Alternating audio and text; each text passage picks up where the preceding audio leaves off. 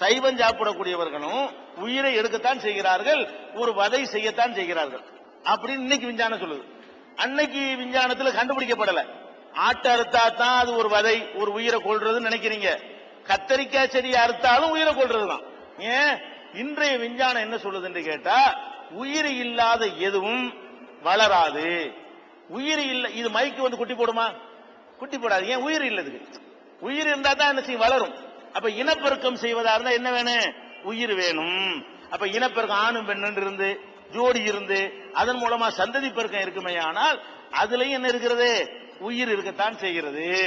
அதனாலதான் என்ன பண்றோம், இன்னைக்கு செடி கொடிகள்லாம் உயிர் இருக்குன்னு கண்டுபிடிச்சிருக்கிறோம். அதுவும் அழுகுதுங்கிறான்.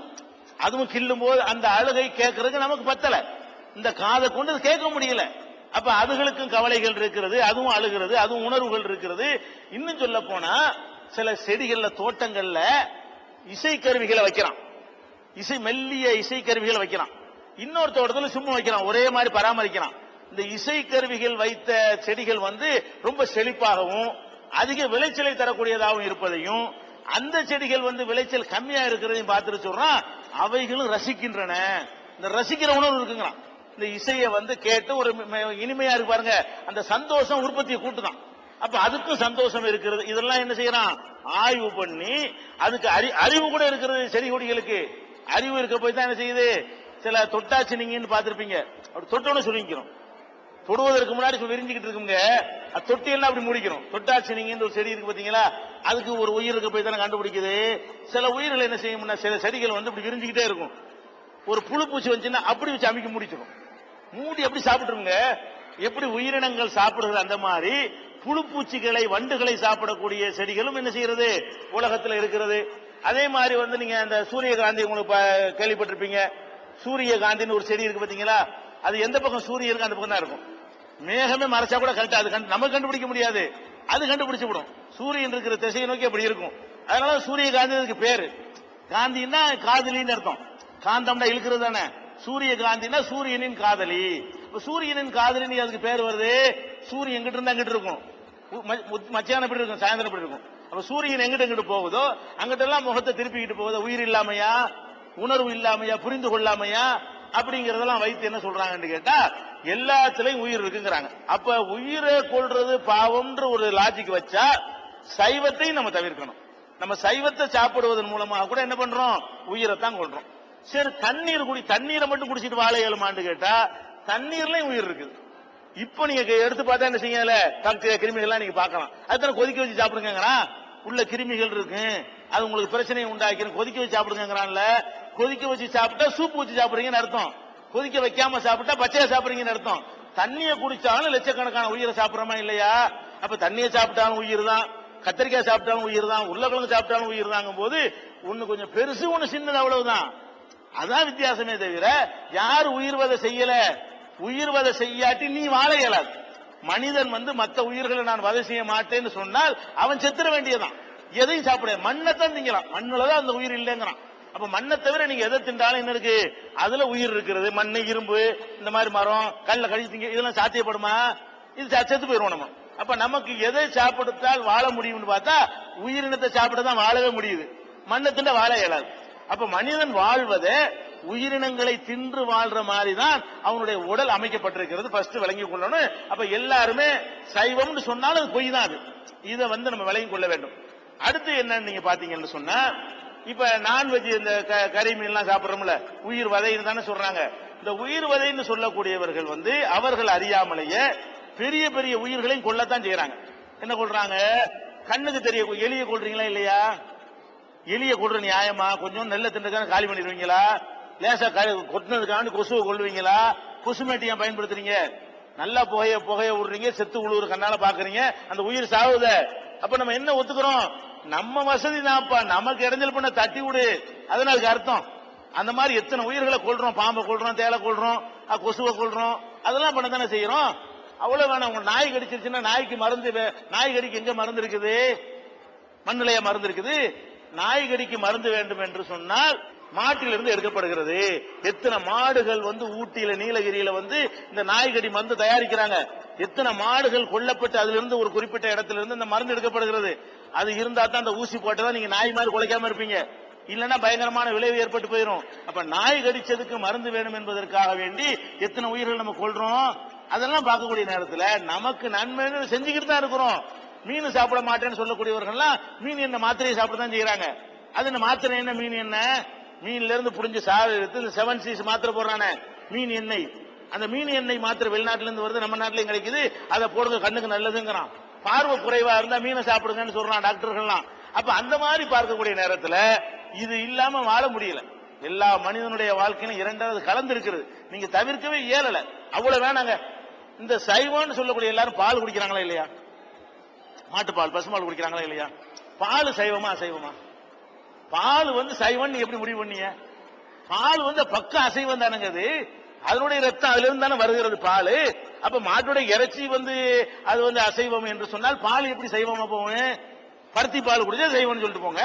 அது பசும்பால் எப்படி சைவமாகும்? எருமை பால் எப்படி சைவமாகும்? நீங்க பாலை குடிப்பதன் மூலமாகவே நீங்கள் மாமிசத்தை தான் சாப்பிடுறீங்க. மாமிசத்தினுடைய ஒரு சத்தை தான் என்ன செய்றீங்க? சாப்பிடுகிறீர்கள். பாலை சாப்பிட்ட பிறகு இதை பேச முடியுமா? இன்னும் சொல்ல போனா பால் சாப்பிடுறதே ஒரு அநியாயமான மிருக வதை தான். ஏன் மாட்டுக்கு பால் ஏன் சுரக்குது? உங்களுக்கு தர்றதுக்கா?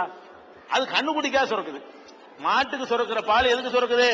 அதனுடைய கன்றுக்குட்டி சாப்பிடுவதற்காக சுரக்கிறது. நீங்க என்ன பண்றீங்க? கண்ணுக்குட்டியை கொண்டு கிட்ட விடுறீங்க. அது 2 முட்டு முட்டோட பால் சுரந்துருது. இழுத்து கொண்டாந்து கட்டிவிட்டு கறந்து குடிச்சது ஏமாத்துறது வதை இல்லையாது. அப்ப அது மனிதனுக்கு சுரக்கிற பால் எப்படி குழந்தைக்கு சொந்தமானதோ அதே மாதிரி மாட்டுக்கு பாலும் கண்ணுக்குட்டிக்கு தானே சொந்தம். அப்ப நீங்க சாப்பிடுறதன் மூலமா என்ன ஒத்துக்கிட்டு வர்றீங்க? நம்ம நன்மைக்கு செய்ய வேண்டியதான். அதான் லாஜிக். எல்லாத்துலயும் இவ்வளவு மேட்டர் என்ன? நம்ம நன்மைக்கு தாப்பா எல்லாம். கண்ணுக்குட்டியை விட நம்ம பெருசு. அதனால கண்ணுக்குட்டிக்கு வேற என்னத்தையா போட்டுக்கிறோம், நம்ம பாலை நம்ம குடிச்சுக்கிறோம். அப்ப பால் குடிப்பதன் மூலமா கூட நம்ம என்ன பண்றோம்? நான்வெஜ்ஜா தான் இருக்கிறோம். எல்லாருமே நான் வெஜிடேரியனே கிடையாது. உலகத்துல யாருமே வெஜிடேரியன் கிடையாது. அந்த காலத்துல இந்த அறிவெல்லாம் வராத காலத்துல வள்ளுவர் கூட சொன்னார், கொல்லான் புலாலை மறுத்தானை கைகூப்பி எல்லா உயிரும் தொழும்னு சொன்னார்.